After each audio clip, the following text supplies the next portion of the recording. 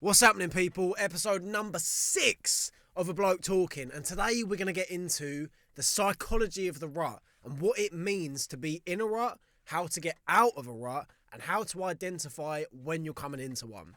So let's get to it. First of all, what is a rut? The rut is basically this... Everything's going well. You're on your self-improvement. You're doing exactly all the things you should be doing. All is swimming. You're hitting your goals. You feel as though you're really building something and you're going somewhere. And then all of a sudden, it drops. And everything seemingly becomes harder. The things you do don't warrant as much joy. You go out for a run and last week it felt immense to do a run and you felt incredible. You felt like a fucking champ for doing it. And this week, not so much. Everything just feels flat. And with that, the things that you're doing have decreased. You're not doing as many of the positive activities. You're not going on as many runs. You're not reading as many books. You're not going to the gym. You're not doing whatever. All of the good things that you had put in place and were intending to do, you're no longer doing in some capacity or even at all. That is the rut. The rut is like the proverbial kick in the fucking bollocks of self-improvement. Everything's going well. Rut. Everything's not going well now. Why does that happen? Why do you get the rut? Where does the rut come from? What does the rut mean? In short, the rut is basically your monkey brain kicking into action when it doesn't feel pleased. It's your monkey brain, the side of your brain that focuses on pleasure, comfort, motivation, and just your primal instincts in general, basically saying, what we're doing right now, I am not pleased with. I don't like this. Let me take control. Its method of taking control is going straight beeline, just straight for what it knows it enjoys. Your brain understands that sitting in bed, eating sugary food and doing nothing, though you don't like it, your human brain, your monkey element does like that because it constitutes the safest place where you're safe, you're fed, you're comfortable, you're warm. So your brain kind of retorts back and goes, right, straight dopamine fucking gas. Let's just do all of those things because I know that makes me feel good right now. You and I understand that consciously that does not work. We do not feel good when we do that. Hedonistic behavior on a long-term basis makes us feel terrible. You and I know that. We're aware of that. Your brain does not know that, and it resorts to this when it's not pleased with what it is that is coming into your brain. The problem and the reason as to why this happens often occurs when your routine has become too much of your life and what you're doing is orchestrated to too much of an extent by your self-improvement, your positive habits. It's as though your worth and everything that you're taking from yourself is coming specifically from your activities. You've got these abstract goals that are influencing your life on a basis of which that is all that matters. You're no longer looking at things on a basis of fun. You're looking on them on a basis of, did I read X amount of pages? Did I write X amount of words? Did I do X amount of this, X amount of that? You become entirely logistical on a basis that really creates a problem, and your mind does not like it. Your mind goes, well, hang on, we're doing all these things that are supposed to be good for us, but I don't feel very good. I don't like this. This is uncomfortable. This is not what I want. I don't like this. Let's stop. And then it retorts and it goes into this monkey-brained, I don't like this, let's do something about it mode. So, how do you bypass that? How do you get through this monkey brain taking over and getting you into this state where everything's going well and all of a sudden monkey brain comes in and now things are going terribly? How do you circumvent this process and not find yourself in that position? Praise. That is the biggest thing with this. It's praise. The problem that comes with self-improvement when we get to the rut stage is if you take it a few steps back to just before the rut, you will find that the gratification and the appreciation and the good feeling that you have had from the things that you have been doing has been gradually dwindling. It wasn't as simple as, last week this felt good, this week it doesn't. Last week it didn't feel as good as the week before. And vice, and that goes on and on and on.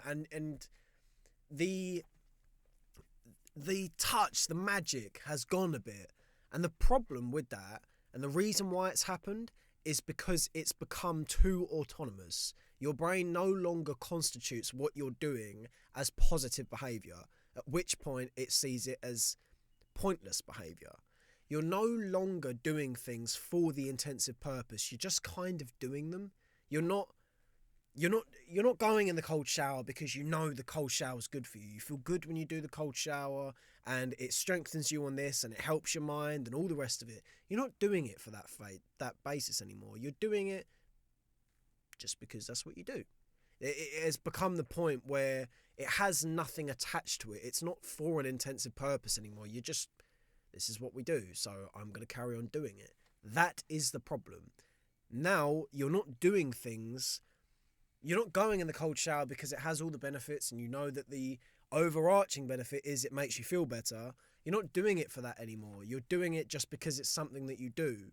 And the coinciding thing with this is now you're not appreciating what it is that you do. And you're not saying to yourself, well done. Well done for doing this thing. You've lost that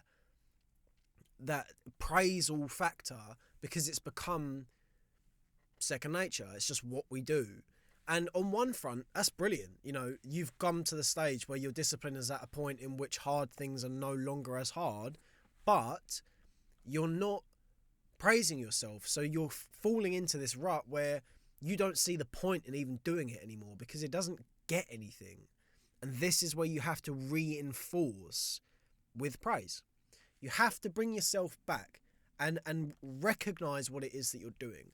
And this starts once the rut is in play, and once the rut is here to stay, or so it thinks. You have to start small and incrementally build back up to where you were.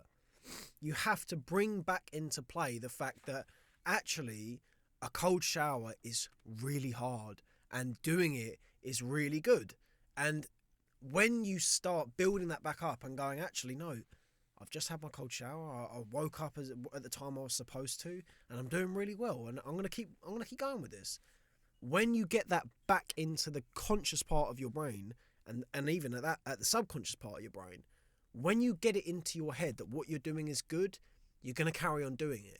The problem that happens is you have lost touch with the fact that you know this is good. At which point you get that nihilistic sort of perspective where you're like, what's the point in even doing this? It's pretty hard to go to the gym. I want to eat some brownies. I just want to sit here and chill out. That becomes the perspective because you've lost your angle. You've lost touch with what it means to do the thing you genuinely want to do. So the most important thing and the goal to get to is to re-establish that connection and get your head back into the frame in which it understands that these things are what makes you genuinely happy. They are the things that we want to do.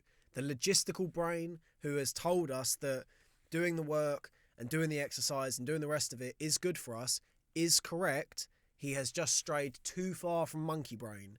So what we have to do is, monkey brain is here, logistical brain is here doing his thing with all the tasks. Monkey brain's going, hang on, I'm not feeling as though you're giving me any attention. You're looking that way, doing all the work. You need to bring it back towards monkey brain, bring them together, get monkey brain involved.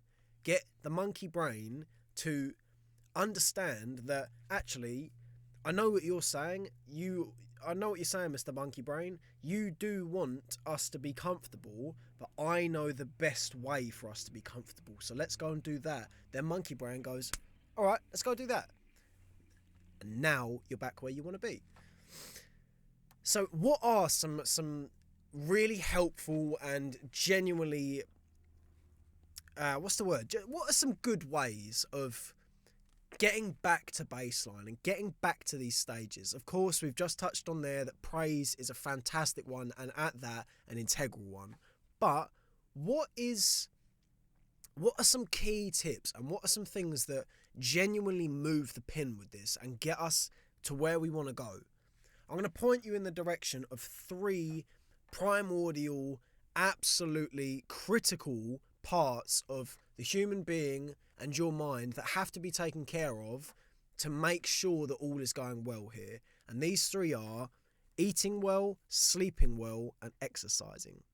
When these 3 things fall out of line and you're no longer doing them the way you should be doing them, things don't go well. These 3 things keep us exactly where we need to be in the best sense of the word. These 3 things appeal to Mr. Monkey Brain, and he likes them. He likes when we feel good, and these 3 things are an incredible mover for that becoming a reality. They are quite efficient, to say the least, at making you feel good. If you sleep well, eat well, and exercise, you're going to feel pretty good, for the most part. So how do you bring these habits back in? If you're someone who, for instance, has fallen out and you're sleeping in later and you're not eating as well and you're not going to the gym, how do you bring these things back in and get them back into the frame so you can get back to where you want to go? Incremental phases. It's doing it at a small level, just gradually each day building things up and getting them back to where you want them to be. The problem that people find with getting into a rut is the passover between the two, from going well to rut to going well. And that cycle keeps happening, and the reason it keeps happening is something called burnout. It's not your brain cannot understand going from really good to really bad to really good to really bad. It just doesn't like that. It doesn't work. You can't go from full throttle, I can do, for argument's sake, 40 push-ups, now I can only do 5 because I can't be asked, back to 40. You don't do it that way. You have to go, if you can do 40 and now all of a sudden rut's kicked in, and this is just an example, this is kind of speaking for everything here. Now I can only do 5 push-ups. Now you work on tomorrow getting 10, not 40. You bring yourself up a level and then you praise yourself for said level. You bring yourself up to the light and say, look, this is where we are at the moment. I've done 5 recently. Doing 10 is doubling what it was that I'm doing, and that is great. So let's do that. And then the day after you can do 12, and then all of a sudden you're snowballing and you're going for it, and now you're back up to 40 again. You have to do things incrementally, and with that, praise your fucking self. How do you sleep better? Now this one I'm going to tie in with a habit of mine that definitely comes in when I'm in my rut, and that is going on my phone too much. I find personally that for the most part I don't spend a great deal of time on my phone. When I'm in a rut, I do. I'll scroll on YouTube and I'll text someone and I'll just stay on the chat just for the sake of it because I want to talk to someone, and I'll just do things on my phone that I don't need to do. You know, some things worse than that. And I'll just do things that are a waste of time, and that seeps into your brain. And your brain understands whether you're we're excellent at lying to ourselves with this and saying, oh no, I'm just chilling out, it doesn't matter. But actually, your brain recognizes the fact you are just wasting time. Spending time on my phone is a terrible one for me. And the problem that comes with it is, this is clinically proven. The more time that you're spending on your phone, the less time you're going to be spending asleep. We're actually in a society now in which people on average spend more time a day on their phones than they do in bed. And I think those things directly coincide. I think the screen light and the attention that brings forth stops sleep. And the problem with that is, even if you're sleeping well, if you're going on your phone, which is a common part of the rut, you're more likely to be sleeping at times you shouldn't be sleeping. You're not supposed to be in bed at 11 o'clock. So when you are in bed at 11 o'clock and then you wake up on that day and you think, oh, fuck sake, it's 11 o'clock, I haven't done anything yet, I've been asleep, you're already starting the day bad, and then the rut just continues. So how do you get out of that? Get off the fucking phone, leave that shit behind. Just leave it, put it somewhere, and just get rid of it. Get away from the phone. That will help you sleep. With that, I want to tie this in with the next one, and we're going to bring it all together in a loop in a second. Exercise. Invariably, the difficulty that comes with getting back into a good sleeping pattern is if you go to bed at 2 o'clock and wake up at 11, by the time the next day it's 12, you're not that tired because you've only been awake for 13 hours. And you haven't, as opposed to being awake from 6 and you've been awake for 18 hours, say, your brain and your body just aren't that tired yet because you've not been up that long. And then the problem is the next day you'll go to bed at 2 because you're not tired at 10 when you're supposed to be going to bed. So then the next day it happens again, and you're in the cycle and it's difficult to get out of it. Exercise is a fantastic way of circumventing this and bypassing the self-perpetuation that comes with the sleep problem. It is, of course, as we touched on earlier, there's a zap of energy that comes with the rut, and it's difficult at that to sometimes even just go to the gym, yet alone go and blast out a session. So what's the deal? How do you access the positive thing that comes from going to the gym, in the sense that it makes you feel good and it's going to get your sleep back in check? How do you access that while it's so difficult even to go to the gym? First things first, we're going to put into play what we said about praise. You're going to get on a bus, you're going to get in your car, you're going to get on the train, you're going to walk, you're going to do whatever. You're just going to go to the gym, first of all. You're not even going to do anything. The first thing that we're going to do here is we're just going to get to the gym. At which point, invariably, you're going to want to do something because you're going to go, I'm here now, so I might as well do something. And you're going to go and do something. You're going to go and you're going to find your favourite machine in the gym, and you're going to do one set of that thing, and you're going to listen to your favourite song whilst you're doing it, and you are not going to be high key on anything. You're just going to do exactly what you want to do. Once you have done one set, if you want to, go home. I can guarantee, though, you're not going to want to. You're going to feel like it's a waste of time. So just keep that ball rolling. Be aware of the fact that what you're doing is great, in the sense that you're in the gym in the first place and now you've done a set. Go for 3 on that machine if you feel obliged. And if you can, and I have confidence in you that you will be able to, because you are someone who's in a rut, which means at one point you're a fucking pimp. So you know what you're doing.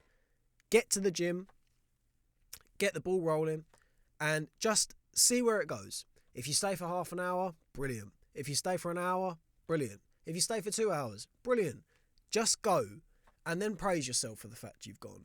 And the fortunate kind of byproduct of the rut is the fact that, given the fact generally we don't have as much energy whilst we're in a rut, it's easier to become tired because you just don't have as much energy to burn. So given the fact you don't have as much energy to burn, you don't have to do as much to become tired. So you are going to be able to tie these things in. Now, how does the rut come about? Where does the rut come from? For me, and this is across the board, I think this is quite a consistent theme, is losing small goals and cutting yourself short here and there, and cutting corners and not doing exactly what it was that you said you were going to do. More specifically, not keeping your word to yourself.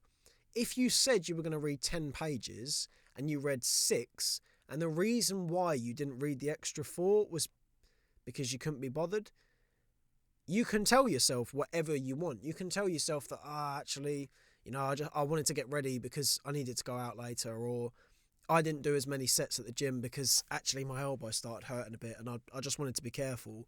You can tell yourself that as much as you want, but if the genuine reason was you couldn't be bothered, your brain is going to be aware of that. And your brain is going to recognise, actually, he can say what he likes, but I know that actually I could have done more and I didn't. I couldn't be bothered. When you do that, you instill a negative self-talk into your head. Your brain is now looking at things in a pessimistic manner. It's no longer looking at you as the fucking stud champion warrior walking down the street with his fucking bollocks hanging out. Don't have your bollocks hanging out, proverbially, bollocks hanging out. When that's the case and you're riding high, everything's good. But your brain is no longer depicting you in that manner. Your brain is looking at you as this feeble little fucking idiot who can't read his books on time, and he can't get his essays done, and he can't do the gym work, and he can't get things done. Your brain is not looking at you the way that you would want it to perceive you, because these little goals have not been met, and gradually that negativity is seeped in, and it has become commonplace. It has become the baseline of your world, and now things are not looking so bright, and there's a negative tinge on things because the small wins haven't been hit. And it comes back to, and it's a point that I will preach till the day that I die, that incremental little bits of progress are the real movers when it comes to progression. Just doing 10 specific things a day that are maybe not that difficult to do, but all have a place towards one North Star positive goal. When these goals are in place and going well, life is good. When they're not so much. And when you're losing the goals on the small goals, when they're not coming into line and when you're not hitting them the way you should, that is when the rut sets in. Because you're just not looking at yourself the right way. And when you don't look at yourself the right way, you don't look at the world the right way. And then it's just self-perpetuating. You don't feel good. The world doesn't feel, it doesn't feel good to be in the world. And then you get that nihilistic perspective when you go, well, what's the point? Like, I can read my book, because you'll continue to try when you're in the right. You'll still, you'll pick up the book, but you'll read 10 pages and you'll go, that didn't really do anything. And you'll go, well, what was the point of me doing that? It doesn't feel like a worthy cause of my time. At which point, over a period of time, the rut becomes heavier and heavier until maybe you get to the point where you go, well, I'm not going to do that anymore.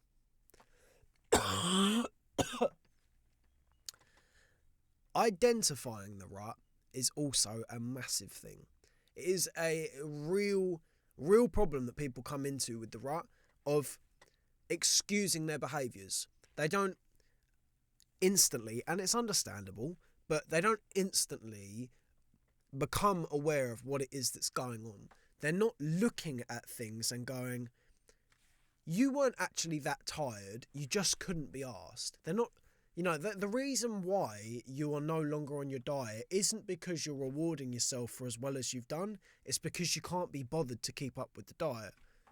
We get so good, and this is where the negative self-talk comes in, of lulling ourselves into comfort and looking at things and going, do you know what, you can afford, you really did work hard last week, have that bit of cake, or you really did, you pushed it in the gym last week. Do you remember you pushed it last week?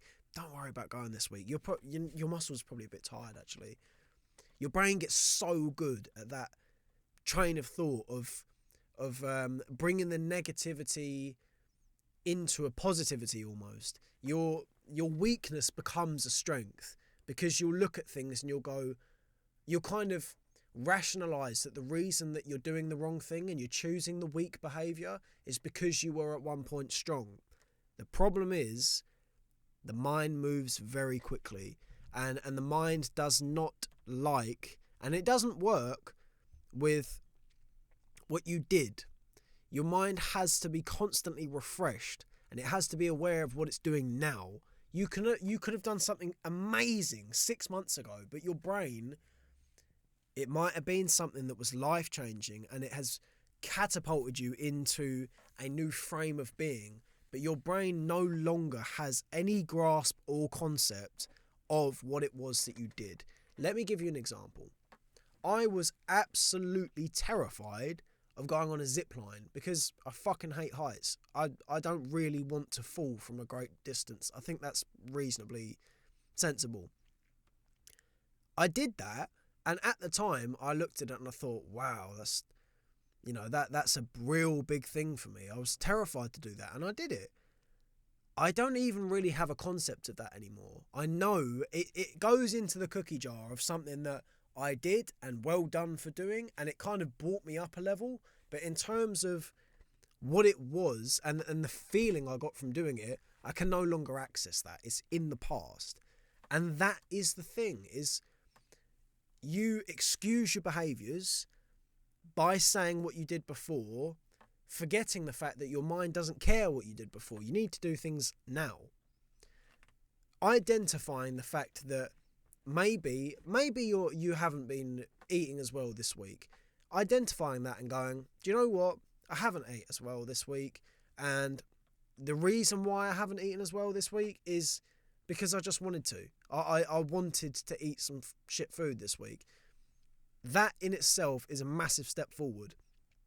Of course, and this was something that I heard Jocko Willink talking about, it's not as simple as just observing it. If you have all of a sudden put on 5 pounds of weight that you don't want, and you go, do you know what, actually, I think it's the cake that's done this.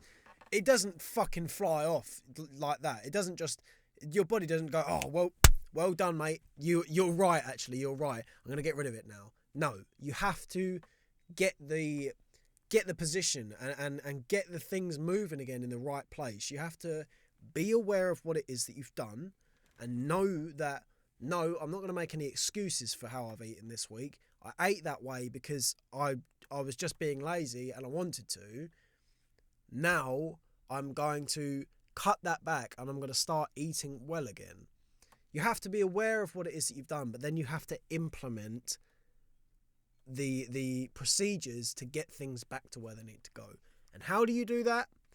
Incremental phases that are littered with praise. Do small things every day that work toward the goal of getting you back to where you want to go, and all the time that you're doing them, well done. And make yourself aware of the fact that it's good.